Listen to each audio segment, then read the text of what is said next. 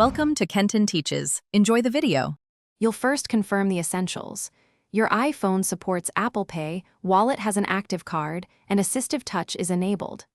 Open Wallet and add a card if needed. Complete bank verification so the card appears as ready. Then go to Settings, Accessibility, Touch, and switch on Assistive Touch. Once done, create a custom action that triggers the wallet or double-tap the Assistive Touch menu. This gives you a quick way to summon Apple Pay without using Face ID or Home buttons. Now you'll customize Assistive Touch so Apple Pay is one tap away.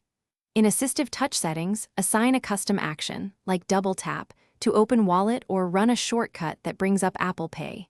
Edit the top-level menu and replace an icon with Wallet or a custom shortcut. This reduces steps at checkout. Test the trigger. Use your chosen action to open Wallet and ensure the default card is selected.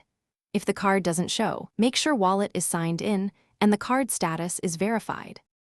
To pay, invoke your Assistive Touch Wallet action, select the card if needed, then hold the top of your iPhone near the contactless reader. You'll be prompted for Face ID, Touch ID, or your passcode.